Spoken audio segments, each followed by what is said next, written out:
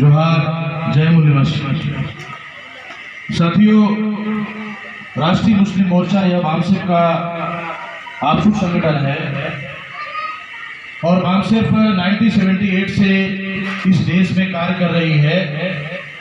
लगभग 45 साल का समय गुजर गया और इस दौरान ये जो जानकारी है, जो जागृति है, वर्तमान में भारत के 32 राज्यों में 667 जिलों में 4000 तहसीलों में और 2.5 लाख से अधिक गांवों में यह काम कर रहा है। और इसके साथ ही दुनिया के लगभग 32 देशों में जो बामसेफ का नेटवर्क है, क्योंकि बामसेफ के इस देश के अंदर भारत के संविधान की वजह से जिनको पढ़ने लिखने का अवसर मिला, ऐसे बहुत सारे लोग भारत से निकलकर दुनिया में गए, अलग अलग देशों में है और वहां भी वो अच्छी नौकरी कर रहे हैं।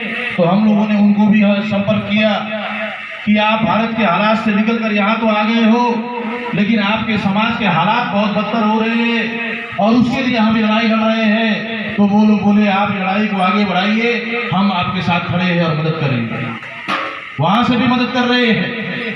इस तरीके से इतना ही नहीं, ये जो भारत मुक्ति मोर्चा बामसेफ और इसकी जो सहयोगी संगठन है, इस संगठन में इस्लाम को मानने वाले मुस्लिम समाज के लोग, सिख समाज के लोग, ईसाई समाज के लोग, लिंगायत समाज के लोग, बुद्धिस्ट समाज के लोग, जैन समाज के लोग, ऐसे जो अलग अलग धर्म जो इंसानियत और मशावत को मानते हैं, ऐसे सभी लोगों का एक प्लेटफॉर्म बनाया हुआ है। और इतना ही नहीं, इस देश के अंदर जो लोग गैर बराबरी की व्यवस्था स्थापित करना चाहते हैं, उन्होंने इंसानों को 6343 जातियों में बांटा और बांटकर उनको हिंदू बनाकर, गुलाम बनाकर और इस देश में गैर बराबरी की व्यवस्था स्थापित कर रहे हैं। तो भारत में जितनी भी तंजीमें काम कर रही है, आपको यह दिखाई देगा कि अगर रोहित वेमुला की हत्या हुई, पूरे देश के लोग सड़कों पर उतरेंगे। आसिफा के साथ घटना हुई, पूरे देश में लोग सड़कों पर उतरेंगे। और नजीब के साथ घटना घटी, लोग पूरे देश में सड़कों पर उतरेंगे। लेकिन उस घटना के बाद फिर वो दिखाई नहीं देते, क्योंकि वो परिणाम बदल रहे हैं, वो समस्या बदल रहे हैं। लेकिन बामसेफ समस्या पे नहीं लड़ रहा है, परिणाम पे नहीं लड़ रहा है। ये करने का, ये जो घटनाएं घट रही है, उसका कारण कौन है, उस कारण को खत्म करने के लिए काम कर रहा है। वो कारण क्या है? और बामसेफ ने इस कारण को समझा और इस देश में जागृति और इस देश में व्यवस्था परिवर्तन करने के लिए कार्य कर रही है। और समस्या कौन पैदा कर रहा है?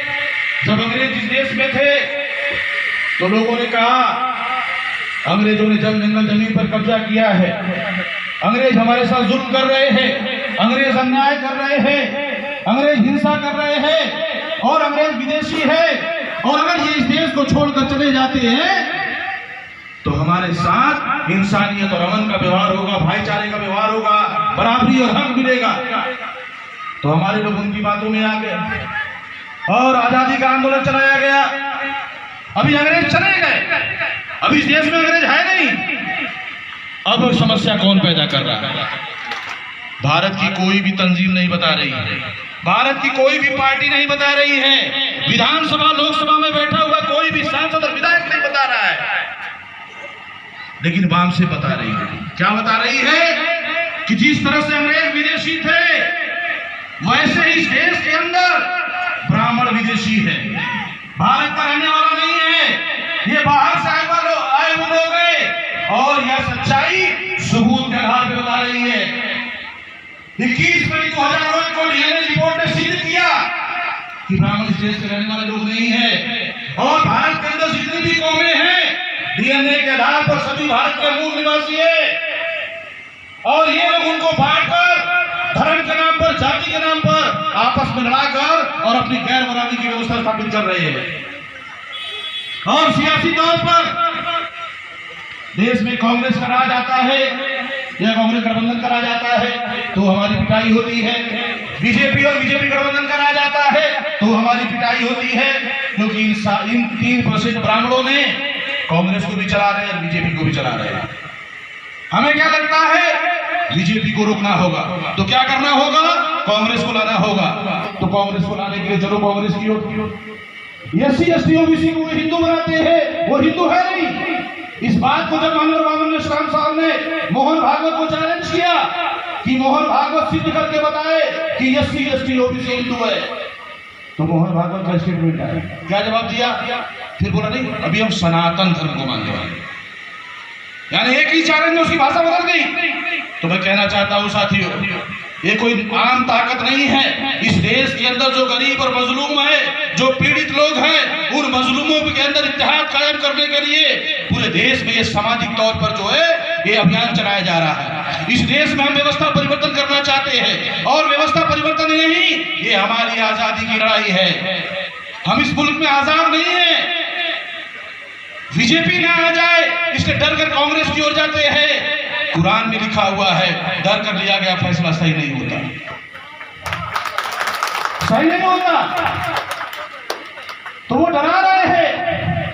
तो साथियों, इस देश में बाम सिर्फ जागृति कर रहा है, 6 लाख गांवों तक ये सच बताने वाले लोग चाहिए, क्योंकि सच सब्र बोल नहीं सकता, सच बोलने के जिगर चाहिए, कुर्बानी देने वाले लोग चाहिए, समय देने वाले लोग चाहिए। ऐसे लोगों को हम तलाश रहे हैं गांव गांव जाकर, जो इस देश में आजादी की जंग लड़ना चाहते हैं, क्योंकि इस देश में आने वाले समय में एक बड़ी लड़ाई होगी। आप चाहते हो तो भी आना पड़ेगा, नहीं चाहते हो तो भी आना पड़ेगा, क्योंकि इस देश में जो गैर बराबरी की व्यवस्था स्थापित करना चाहते हैं और जो इस देश में बराबरी, इंसानियत, अमन चाहते हैं, उनके बीच में ये संघर्ष होगा।